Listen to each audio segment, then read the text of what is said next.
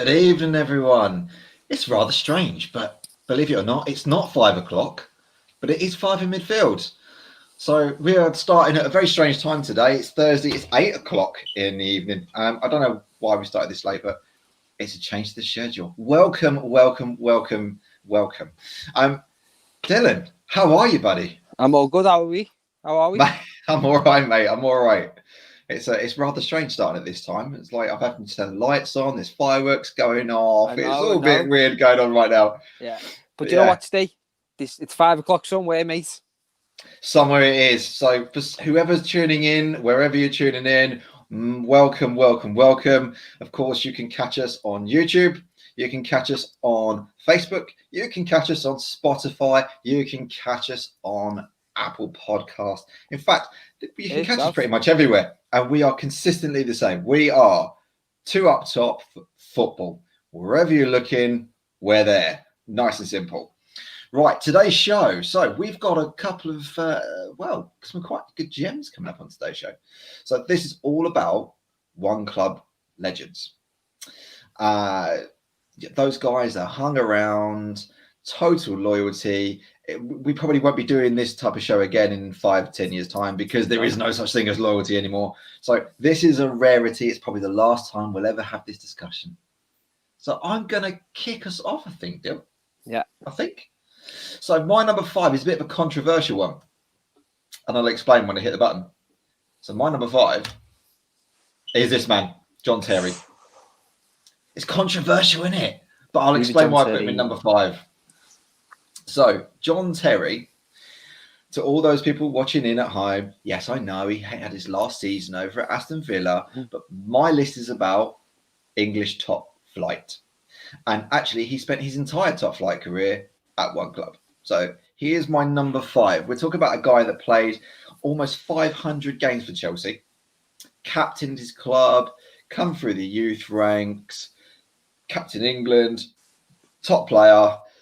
You know, he scored a few goals as well, even if it might have been with Wayne Bridges' misses. But he did all right. So that's my number 5. My number 4 is a little bit less controversial, but equally quite entertaining. Jamie Carragher. It's the greatest photo. When I was skimming through, so for those tuning in on Spotify, there's a picture of Jamie Carragher literally eating a bag of Butterkiss toffee flavored popcorn. It's absolutely hilarious. Get on the Google and have a look at that one. There was all sorts of things I could have put with his kit on, but that was just brilliant, and I couldn't resist. So yeah, Jamie Carragher again, 500 appearances for his club, absolute loyalty. Most cap Liverpool player. Absolutely. And actually, even as his career was starting to go, because he came on board first of all as a right back, didn't he? Yeah. And then he moved more and more central into centre half position. And you barely even noticed a change. That it's quite a big thing to go and do and readapt to a new position. But actually, it was seamless. Really good leader, good player, underrated. Yeah. He's a great guy as well. Yeah, even if he occasionally gets in bust-ups on social media and filmed. Yeah. We won't go there. And the M55. Yeah, we won't go there, though. We won't go there. My number 3. So I'm changing clubs now, and I'm actually going for a guy that I thought was probably one of the best players I've seen in my generation. And that's Paul Scholes. With a very young Lionel Messi, I think, in the background there. There is not much you can say about Paul Scholes that hasn't already been said, and we love Paul Scholes on this show. You know, you'll talk about a player who had entire loyalty against Manchester United, retired, came out of retirement to help them sort themselves out, and still was taking home trophies. Yeah. The guy is an exceptional football player. Whether or not you're talking about creativity, the ability to hold the ball, strength, scoring goals, the guy had everything. Extremely humble as well. He went to JD for his boots. Yeah, prior to the cup final. Yeah. He's such a humble guy. So I think Paul Scholes was a brilliant player. Certainly one of the best that I've seen in my generation, and massively underutilised by England, in my opinion. But there we go. My number 2, I've actually gone for his teammate, and it's this man, Ryan Giggs. Giggs had an immense career. I mean, where do you start? I mean, it's almost 700 appearances for Manchester United. He still holds the record, by the way, for the most assists most assists ever in the Premier League. 162 assists. That longevity as well, though, isn't it? And again, he's another player that was very clever. He reinvented himself. He knew his days as a out and out winger were over. Started to drift more and more in field. Even at little games where he was playing up front. This was a very intelligent player that played to the best of his ability, regardless of what his age was. It was fantastic. And again, a very, very, very good player. My number one is gonna shock a few. So my number one is actually a Spurs legend. No, it is not Ledley King. It's this man, Bill Nicholson. And actually, do you know what? It's so fitting, this image. I'm going to leave it here while I explain why. So throughout the entirety of Tottenham as a professional football club, they've only ever won 24 trophies. 3 of those were prior to Bill Nick. 8 of those were after Bill Nick. 13 of those 24 trophies, he won. He won both the league titles that they won. One as a player, one as a manager. He won 2 out of their 4 league cups. 3 of their, what have we done? 8 FA Cups. The only European Cup Winners' Cup. And 1 of their 2 UEFA Cups. All won by Bill Nick. He took home 13 trophies. And the man was such a legend that not only did he come on board as a player in 1938 and spend his entire playing career, he took over as manager in 1958 and only stopped in like 74, 75 because he got bored and disillusioned with all the hooliganism and everything else that went on. The guy lived on White Hart Lane. He's got a road named after him called Bill Nicholson Way, I think it is. And he's such a legend that when he died, they put his ashes underneath the old White Hart Lane pitch. And when they built the new stadium, they were extra careful to take those ashes out and bury them underneath the brand new stadium's pitch. Oh my That God. is one club legend. That is like you can't. I don't think. I'm just going to leave the microphone right there and There's walk not away. many. I don't think there's many people who even get that treatment at all. Wow. Like, yeah, we'll put it there. Yeah, More than 50% of all their trophies in their entire history, he won. As either as a player or a manager as well. Wow. Yeah. So that's when you over bleed. to you, my friend. He bleeds white. He bleeds. Oh, that's amazing. That. So, Dylan, where do you want to start from here? I've gone for the rest of the world because you've gone for the English top flight. So I've gone for the rest of the world, and I'm going to throw an absolute curveball at you. I'm going to go for Rodrigo Senni. Rogerio Senni. Yeah. As you can see, he's a goalkeeper. He played 1,234 games and he scored 131 goals as a goalkeeper for Sao Paulo. Now, let's just backtrack on that a little bit because I've not misheard you, have I? 100+ goals from a goalkeeper. Yeah, 131 goals from a goalkeeper. And wow. We're not talking just penalties. We're talking the majority of them are free kicks, top bins. Some of them you think, nah, the goalkeeper hasn't moved. But some of them you think, they're some of the best goalkeepers in the world. We're never stopping them. Wow. He's another one, like yourself, like your top list. He's now the manager. He's now, from retirement, he's gone straight into being the manager. And it's like, you can tell it's just pure love for Sao Paulo. You know what I mean? He's won a lot of stuff there. Basically, everything there is to win on that side of the world, he's won. He's won World Club Cups. Club Cups. He won basically the lot on that side of the world. Great fun. How are you topping that for number 4? Carlos Puyol. I've gone for number 4. Now, this is Mr. I think of Barcelona, and this is it. He is Mr. Barcelona, Mr. Catalunya. That's what he is. Mr. Catalunya.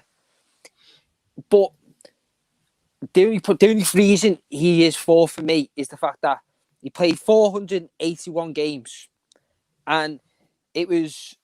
I remember watching a little documentary about him, and it was like he wasn't. There was a point where he was close to actually getting left out the team, and then he ends up working dead hard and ends up winning 18 club titles for them. Not actually like league titles, but like trophies. He literally he was a leader. He scored the big goals, and I literally nothing much more you can say about Carlos Puyol. He there from the beginning. Do you know what I remember about Carlos Puyol? Out of all of that tiki-taka football on the Barcelona side that was all about being great in possession, very attractive, and almost a little bit soft, Puyol was the opposite. Yeah. He was more than happy to deliberately take anybody down. He was just a very typical example of a player that was skilled in dark arts and how to make sure that if they lost possession, they didn't concede possession in a tactically unforgiving area of the pitch. Well, he was very, very, very good as a leader. It's funny you should say that because like there's a point where there's a video where he get PK gets a lighter or something thrown him at his head and he starts getting it going like that to the referee. Yeah, Puyol runs out to him, grabs it, throws on the floor, get your head screwed on. Smacks him around the head. Yeah, we've got a corner now, and it was that leadership. But then when he was captain for Barcelona, but when they won the Champions League, he didn't lift the Champions League. Do you know who did? Eric Abidal, because he gave it to him. So he's got that leadership, being aggressive to his own players, but he's got that great love inside. Team effect. Yeah. Beautiful, great pick, mate. Great guy. Number three. Now Puyol won 18 league trophies, but this guy didn't win one. He didn't win. This guy didn't win 0, and it's Francesco Totti. But what a player, though.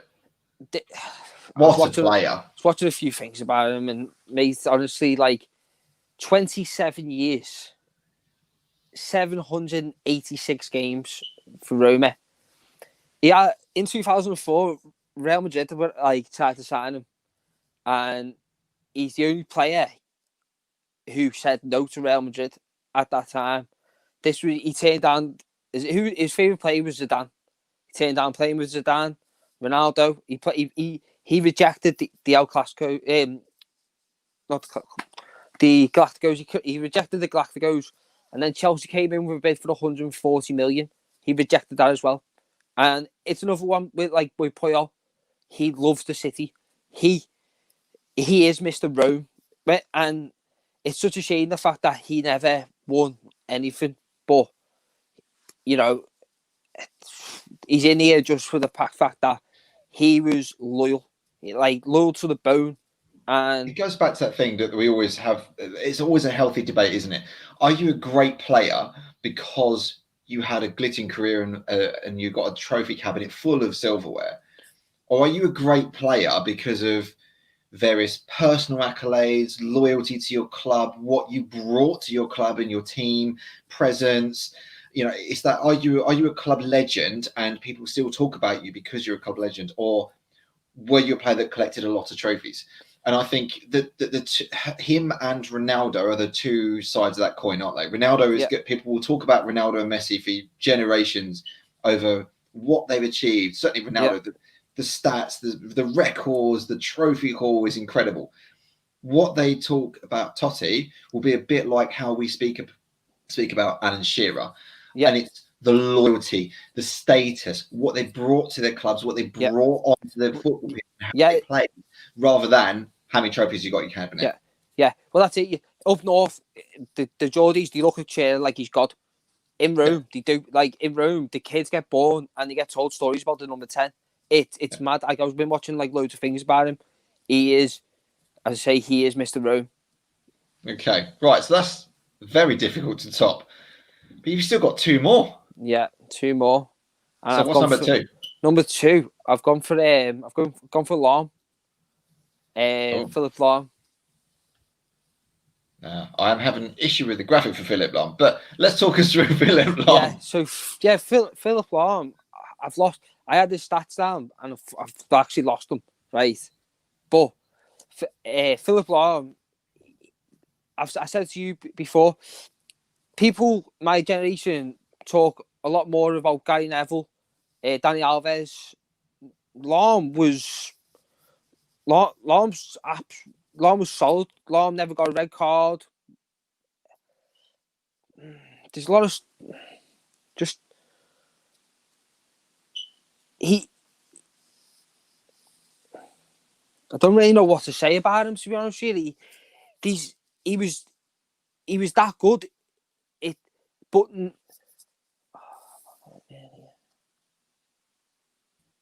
I think Philip Lahm is a great player. And I think for me, he's probably one of the most underrated players that we've had, yeah, certainly for the German side. People talk about, the latest thing of fullbacks is really that they become almost wingers. That's the kind of the way that the formation and the evolution of fullback has gone. Yeah. Philip Lahm, a little bit different to that. Yes, he brought something in terms of an attacking play, but actually, he's a very, very, very good, as Beckenbauer would class, complete footballer. Yeah. In the sense that he's played as a fullback, he's played at times at centre back, he's played as a defensive midfielder towards the end of his career because Pep Guardiola put him there. That is a sign of a very good, complete player who understands the game, understands the roles, and understands what is required of them and where they are in their ability of what they can do to bring the best to the team for the team. And I think Philip Lahm's a fantastic example of that. Yeah, very, very, very good player. He played left back, right back, centre back, and CDM, and played not to get red carded at all in them positions. It's very impressive, Steve. Fantastic, it's fantastic. And, he's got the same trophy cabinet as like Puyol. He's won everything. He's won Champions Leagues. He's won endless amount of leagues. The guy, and as we said before, the guy was underrated. I know I had a little finger there. It's honestly because I'm struggling. I had everything there for him, and it's all gone. I've got stuff for Maldini, but I lost all my stuff for Lahm, so I've had a bit of a nightmare. But yeah, it's yeah. So number one, then we've already mentioned. Yeah, I've already mentioned him. Number one, Maldini. This man, Maldini. I mean, yeah. I honestly, same thing. This is another legendary player that's played in pretty much every position going along that back line for Milan. Spent his entire career at Milan. Yeah. What a player, what a leader, what an example to anyone that's looking up and going, I want to be a defender. What do I have to do?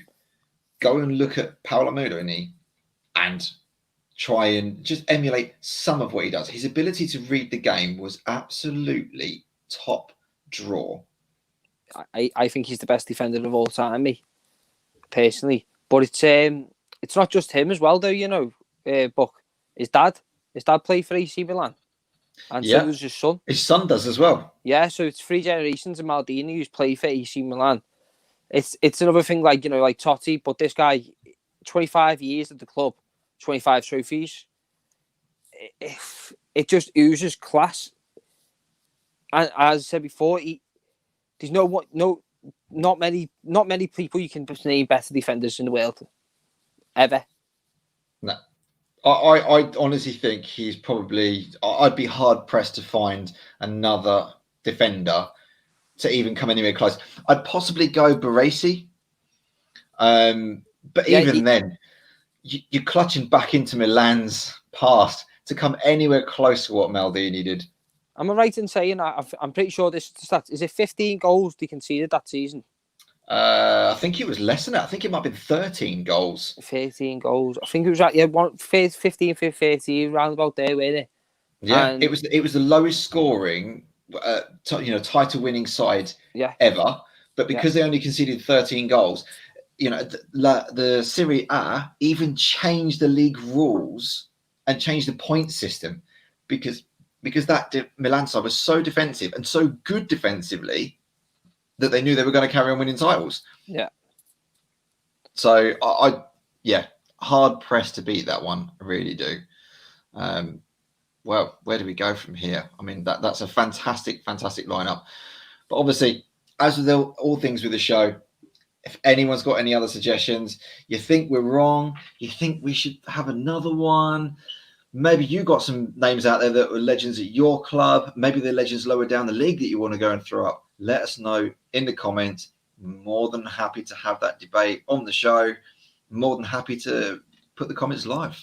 So thank you once again for going and joining us. And on next week's show, we are going to be talking about something very different from legends. We're actually going to be talking about whingers. There's a few of them going on in the Football League. Yeah. There's been a fair few in the Premier League as well. So we're going to be talking about the greatest whinge bags in terms of football players. And that is on next week's show. But for now, all we've got to say is thank you very much for going and joining us again. And don't forget, if you fire up Google and you type 2 up top, guess what? Our name comes up first. Thanks for joining. Good night. Peace, people.